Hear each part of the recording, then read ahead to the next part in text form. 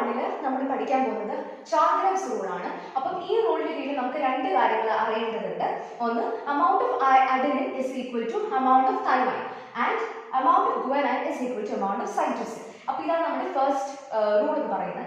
രണ്ടാമത്തെ rule, amount of purines is equal to amount of pyrimidines, or ഈ purines plus pyrimidines will be equal to 100, അല്ലെങ്കിൽ ഒരു percentage vice ആയിട്ടാണ് കൊടുക്കുന്നതെങ്കിൽ total ഇവരുടെ എല്ലാവരുടെയും കൂടെ സം 100% ആയിരിക്കും.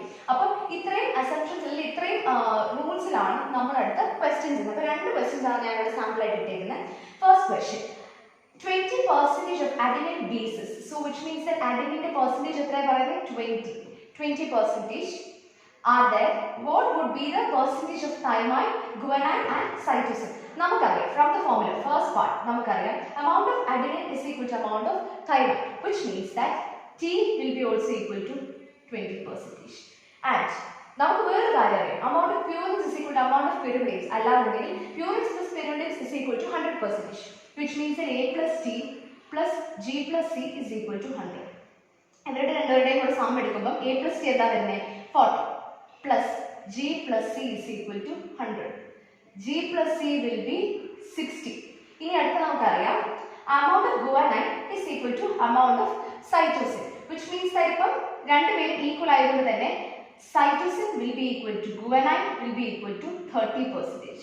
ഇതിൽ നിന്ന് എന്താ നമുക്ക് കിട്ടിയത്? adenine 20% ആണെന്നുണ്ടെങ്കിൽ thymine 20% ആയിരിക്കും, guanine 30% ആയിരിക്കും, and cytosine will be also 30%.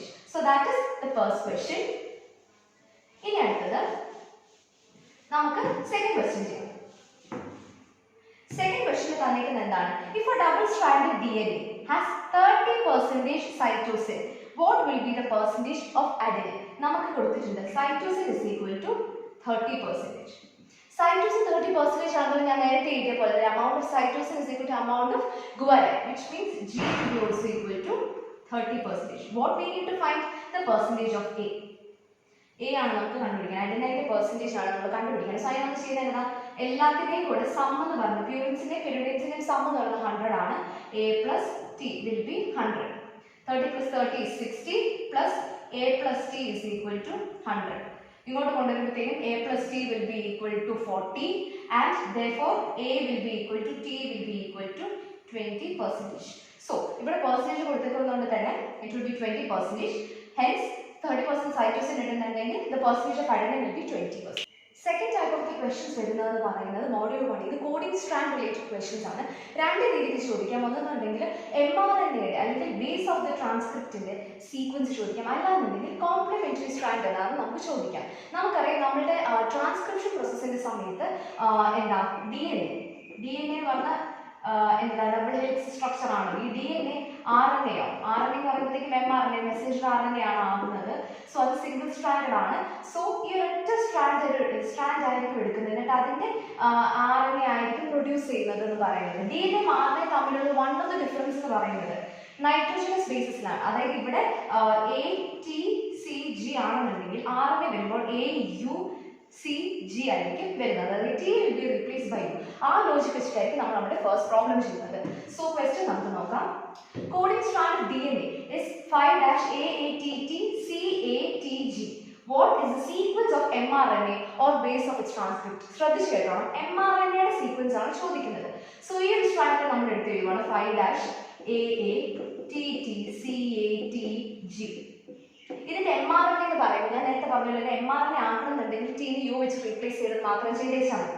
which means that നമ്മളുടെ സീക്വൻസ്, അതായത് ആൻസർ എന്ന് പറയുന്നത് 5-AAUUCAUG ഇതായിരിക്കും നമ്മളുടെ ആൻസർ എന്ന് പറയുന്നത്. ഇനി നെക്സ്റ്റ് ക്വസ്റ്റ്യൻ നോക്കാം. ഇവിടെ ചോദിച്ചിരിക്കുന്നത് എന്താണ്? If sequence of one strand of DNA is as follows, what is the complementary strand? നമുക്കറിയാം DNA യുടെ ഹെലിക്സ് സ്ട്രക്ചർ എന്ന് പറയുന്നത് ഒരെണ്ണത്തിന്റെ പോളാരിറ്റി 5 to 3 ആണെന്നുണ്ടെങ്കിൽ അതിന്റെ ഓപ്പോസിറ്റിന്റെ പോളാരിറ്റി 3 to 5 ആണ്. അതായത് രണ്ടും ആന്റി പോളാർ ആയിരിക്കും, which will be running together. So ഇതിന്റെ ഈ 5-3 ആണെന്നുണ്ടെങ്കിൽ ഇതിന്റെ 3-5 സ്ട്രാൻഡ് കണ്ടുപിടിക്കാനായിട്ടാണ് പറഞ്ഞിരിക്കുന്നത്. സോ ഈ സ്ട്രാൻഡിന്റെ 3-5 സ്ട്രാൻഡ് ആണ് നമ്മൾ കണ്ടുപിടിക്കേണ്ടത്. അതിനെന്താ ചെയ്യുന്നത് വെച്ച് കഴിഞ്ഞാൽ നമുക്കറിയാവുന്ന പോലെ അഡിനൈനും തൈമൈനും തമ്മിലാണ് ഹൈഡ്രോജൻ ബോണ്ട്, 2 ബോൺസ് ആണ്. അതുപോലെ തന്നെ സൈറ്റോസിന് ട്രിപ്പിൾ ബോണ്ട് ആണുള്ളത്, ഗുവാനൈനായിട്ട്. സോ ഈ ഒരു ലോജിക്കാണ് നമ്മൾ ഇവിടെ യൂസ് ചെയ്യുന്നത്. അഡിനിന്റെ അടുത്ത കോംപ്ലിമെന്ററി പെയർ ആരാ? ടി. സോ ടി നമ്മൾ കോംപ്ലിമെന്ററി സ്ട്രാൻഡിലോട്ട് എഴുതാണ് ചെയ്യുന്നത്. ഓക്കെ, അത് കഴിഞ്ഞിട്ട് ടിയുടെ കോംപ്ലിമെന്ററി പെയർ ആരാ? എ. ജിയുടെ ഏതാ? സി. സിയുടേത് ജി, എയുടേത് ടി, ടിയുടെ എ, പിന്നെ ജിയുടേത് സി, സിയുടെ ജി, ജി ജി വരുമ്പോൾ സി സി. ഇതായിരിക്കും നമ്മുടെ 3 to 5 കോംപ്ലിമെന്ററി സ്ട്രാൻഡ് എന്ന് പറയുന്നത്. ഇനിയിപ്പം ചില കേസസിൽ ഇവർ ചെയ്യുന്നത് എന്താണെന്ന് വെച്ച് കഴിഞ്ഞാൽ, if the sequence of one strand is like this, find the complementary strand with respect to 5 3 position എന്ന് പറഞ്ഞു കൊടുക്കും. ഇതിന് നമ്മൾ എഴുതിയേക്കുന്ന എന്താ? 3 5 വെച്ചിട്ട്, അതായത് ഓരോന്നിന്റെ ഇൻഡിവിജ്വലി ആണ് നമ്മൾ പേരിൽ വെച്ചിട്ട് മാറ്റിയിരിക്കുന്നത്. 5 3 സ്ട്രാൻഡ് ചോദിച്ചു എന്നുണ്ടെങ്കിൽ ഇത്രയും ചെയ്താൽ മതി. ഈ ഒരു സംഭവത്തിനെ കംപ്ലീറ്റ് ആയിട്ട് റിവേഴ്സ് ചെയ്താൽ മതി. അതായത് 5 3 ആയിട്ട് എടുത്ത് എഴുതുമ്പോൾ ഇവിടെ മുതൽ എഴുതി തുടങ്ങി വെച്ചാൽ മതി. C C G C A T G C A T. So നോക്കുവാണെന്നുണ്ടെങ്കിൽ it is a complementary strand, പക്ഷേ it is written in the 5 3 polarity. പിടികിട്ടിയോ? അപ്പം വേണം ഒന്നുകൂടെ പറയാം. 5 3 അതിനെ നമ്മൾ ഇൻഡിവിജ്വലി ഓരോന്നിനെയും അതിന്റെ കോംപ്ലിമെന്ററി ബേസിനെ നമ്മൾ എടുക്കുന്നു, അതിനെ വെച്ച് എഴുതുന്നു. ഇത്രയാണ് നമ്മുടെ ആൻസർ. പക്ഷെ ഇഫ് അവർ 5 3 ബേസിൽ കൊടുക്കണം എന്നുണ്ടെങ്കിൽ എൻറ്റയർ സ്ട്രാൻഡിനെ ഇവിടെ മുതലേക്ക് തുടങ്ങി.